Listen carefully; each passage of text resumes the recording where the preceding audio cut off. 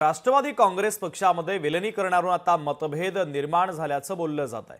शरद पवारांच्या राष्ट्रवादीला सोबत घेण्यास राष्ट्रवादी काँग्रेस पक्षातीलच 2 वरिष्ठ नेत्यांचा विरोध असल्याची चर्चा राजकीय वर्तुळामध्ये जोरदार सुरू आहे। प्रदेश अध्यक्ष सुनील तटकरे आणि राष्ट्रीय कार्याध्यक्ष प्रफुल्ल पटेल यांच्याकडून विरोध होत असल्याचं बोललं जात आहे। आगामी केंद्रीय मंत्रिमंडळ विस्तारामध्ये प्रफुल्ल पटेलांना मंत्रिपदाची आशा, मात्र सोबत शरद पवारांचे राष्ट्रवादी आली तर मंत्रिपदातून पटेलांचा पत्ता कट होण्याची भीती आहे।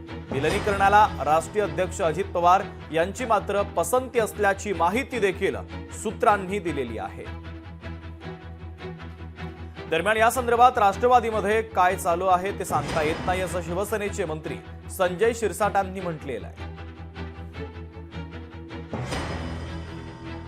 ज्या क्षणापर्यंत विलिनीकरणाच्या प्रस्तावाचा साधा विचारही समोर आलेला नाही किंवा त्याची चर्चाही ग्रुपमध्ये नाही, तर त्याच्यामुळे विरोध असणं, अनुकूल असणं, प्रतिकूल असणं असा काही प्रश्न उद्भवत नाही। फक्त मी सांगितलं की जो प्रस्ताव नाही त्यामुळे आज विलिनीकरणाचा प्रश्न नाहीच, असा कुठलाही प्रकार घडलेला नाही।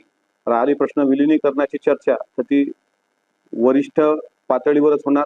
दोन्ही पक्ष एकत्र आले पाहिजे, दोन्ही पक्ष एकत्र असले पाहिजे, प्रत्येक राष्ट्रवादीच्या कार्यकर्त्याची भावना आहे।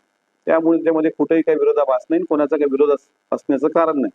त्यामुळे याच्यावरचा अंतिम निर्णय आदरणीय पवार साहेब, आदरणीय अजितदादा, आदरणीय सुप्रियाताई ह्या सगळं किंवा पवार परिवार किंवा राष्ट्रवादी काँग्रेस पक्षाचे वरिष्ठ नेते घेतील। राष्ट्रवादीमध्ये काय चाललं हे नेमकं आता सांगता येणार नाही, परंतु एक निश्चित आहे, शरद पवार साहेबांच्या आणि अजितदादांच्या ज्या काही भेटीगाठी होत्या त्यावरून त्यांच्यामध्ये आता समन्वय साधण्यात जातोय की काय अशी शंका निश्चित तयार होते।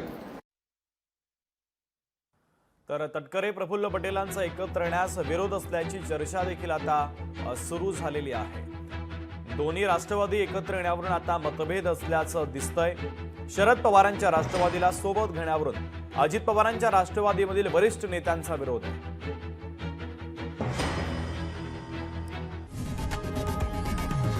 लोकशाही मराठी ऐका, पहा, जागरूक रहा।